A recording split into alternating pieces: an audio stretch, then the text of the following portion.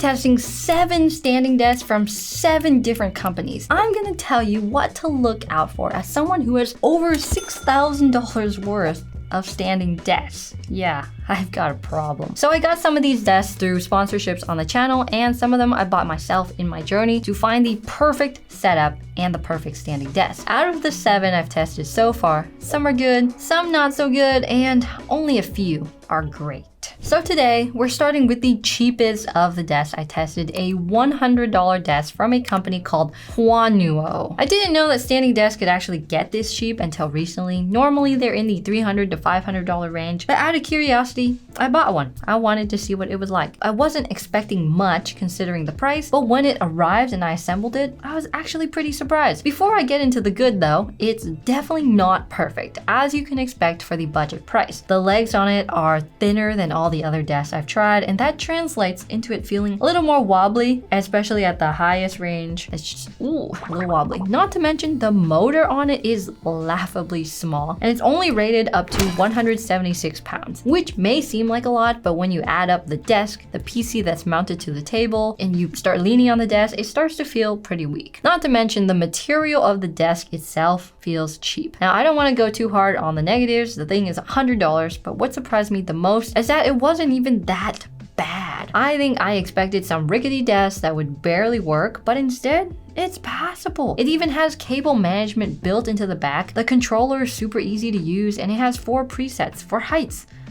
That's good. It goes up and down and it works. Now, I wouldn't recommend it if you want something nice, but if you're going off to college or you need some desk on the side, you need something cheap, and you're on a budget, it's not half bad. If you're looking for the best standing desk, make sure to check out what many consider the best office chair of 2025, the LiberNovo Omni, today's sponsor. The Omni is designed around the idea that your body is built to move, so your chair should move with you. Its bionic FlexiFit backrest uses an electric motor to adapt to your spine in real time, keeping the ideal S-curve no matter how you sit. That means less back strain, healthier posture, and fewer aches after long hours. Your neck, shoulders, and arms also need to stay aligned, which is where the dynamic support system comes in. The seat, backrest, headrest, and armrest all move together, so when you recline, your eyes stay level with your screen and your arms stay supported, reducing neck strain and shoulder fatigue. Even with perfect posture, your spine needs movement to stay healthy. The Omni Stretch Massage gently lifts your lower back to decompress your spine, the same principle physical therapists use to relieve disc pressure, so you can release tension and improve circulation. It also has 4 recline modes, from 105 degrees for focused work to 160 degrees for full recovery, each tuned to reduce muscle strain and keep your blood flowing. The breathable fabric prevents heat buildup on those hot days, while the multi-density cushion eases leg pressure when sitting for long hours, and the plush armrests reduce stress on your wrists and elbows. They also sent us the leg support, which makes sure your legs are fully supported whether you're sitting upright or reclining. There's a reason the LiberNovo Omni is being called the best office chair of 2025, and after using it, I can see why. You can check out the LiberNovo Omni at the link below. This next desk is one we got probably like 6 years ago, and it's held up super well, but it's also a tough one to recommend. This is the Jarvis standing desk we bought for Jake's setup back in the day. We bought it because he's on the taller side, and it said it could go pretty high. So it looks great with the walnut colored laminate desktop, and we've never had any problems with the motors not working. One thing I will say though is that the desk size we ordered is way too small for a proper work setup. 48 inches by 24 inches, it's just a really tight setup to work on. There's not enough depth to comfortably place down your speakers on them without overlapping with your desk mat and the monitors. It's just too small. So I definitely recommend to go bigger in width and depth, but especially depth. Although the desk is good, I can't really recommend Jarvis standing desk in general anymore, because a couple years ago, Jarvis was acquired by Herman Miller. Now, I like Herman Miller, but the thing about Herman Miller is that everything is expensive. So the prices on Jarvis desks have skyrocketed. It used to be in the $500 range, but now it's like $1,000 plus, which I wouldn't be upset if they upgraded the desk,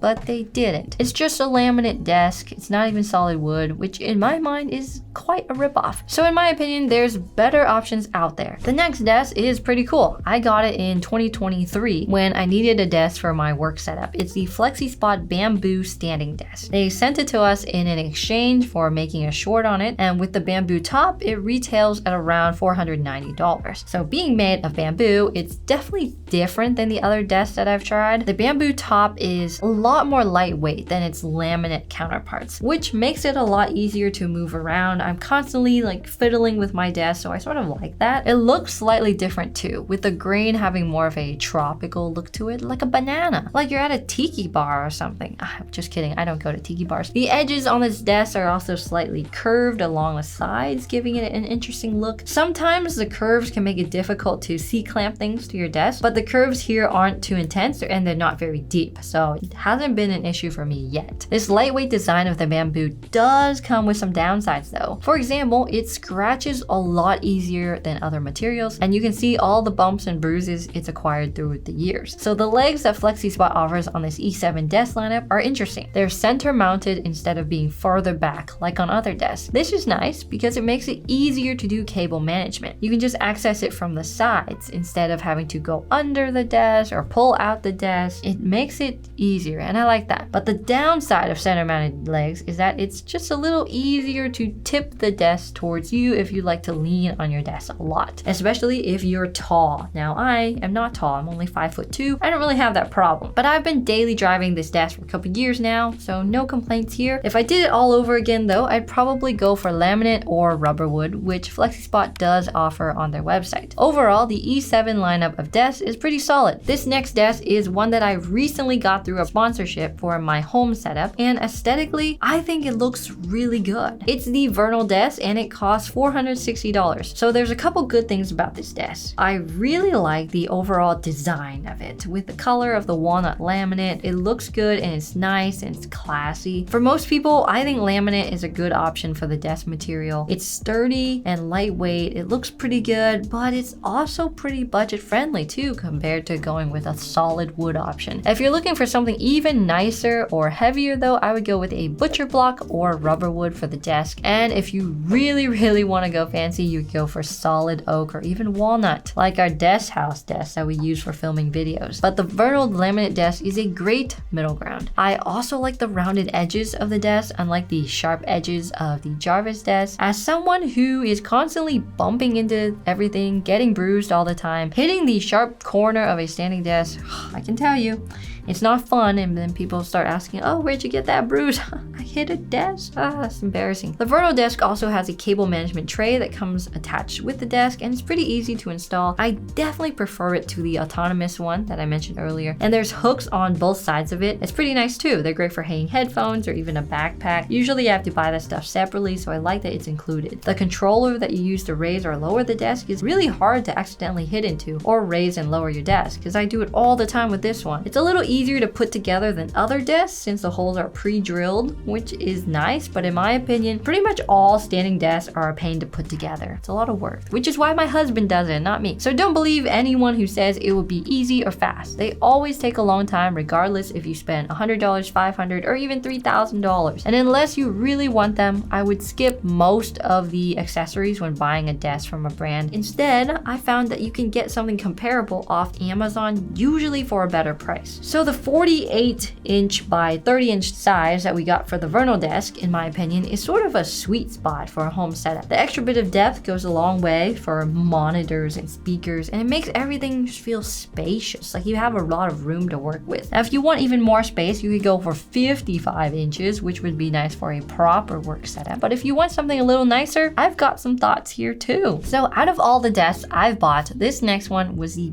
biggest splurge. I'm pretty sure it costs more than every desk in this video combined. So it's the DeskHaus Apex Pro with a solid wood walnut top.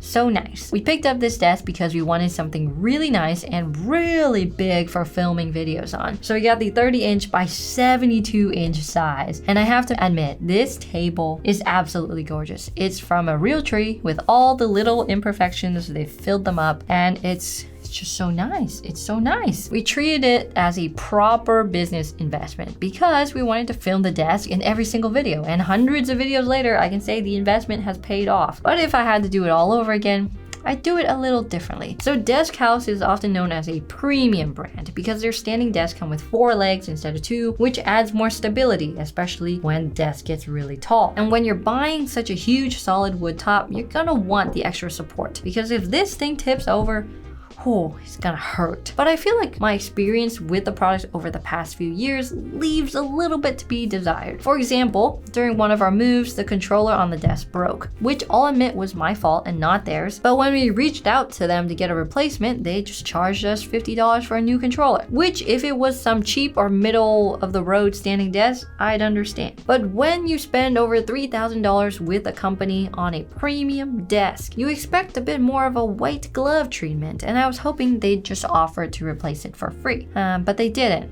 which is fine, but I paid a lot for this desk. So I wasn't super happy with that, but I bought the thing anyways. And lately, I've had some problems with the motors of the desk not working, where if I want to reach the upper ranges, I have to keep making it go up and down to get it to go up. It's definitely starting to have more and more issues pop up, and considering that we use it for filming all of our videos, it becomes a big headache dealing with the inconsistency of the motors. And the walnut table, while it looks gorgeous, is pretty tough to maintain. If you didn't know, wood is actually pretty fragile in that it gets scratched easily. Sometimes if you set down a product like a mechanical keyboard, it's just gonna leave a nice scratch. The first week we bought this thing, I actually had a video where I was building a PC and I accidentally dropped a CPU with thermal paste on it and it left this nasty blotch on the table. So no matter how much I tried to clean it, it just wouldn't come off. It's basically part of the table now. I call it adding personality to the table. But at the same time, I sort of like all the character a piece of wood gets over the years. It really adds to the charm of it, and all these scratches are features now instead of blemishes. So it depends on what you're looking for in a desk. All I can say is that this is a forever desk and we are taking this everywhere we go to film all the videos. I mentioned that I would do something differently if I had to do it again, and I think I'd buy the legs and the wood top separately, and I wouldn't get the DeskHaus legs. So this final desk is one I recently got from FlexiSpot. They wanted to sponsor an upcoming video for their new FlexiSpot E7 Plus. The E7 Plus is similar to a DeskHaus desk in that it comes with 4 legs. So ever since this one arrived, I've been pretty happy with it. The 4 legs are awesome because it makes the table ultra stable and it can get so tall without having to worry about it falling over. Like way taller than you'd ever need. The legs come in at $500, which is nearly half the price of the DeskHaus legs. But for some reason, FlexiSpot sent over this tiny little 4 feet by 2 feet top, so the legs feel a little overkill for such a tiny desk. They barely fit. I also got the solid wood version of the desk, which is a little misleading in my opinion. While it's technically made of real wood that's solid, it's confusing because people will expect something like this DeskHaus walnut desk when they read solid wood. Instead, it's actually a butcher block style desk.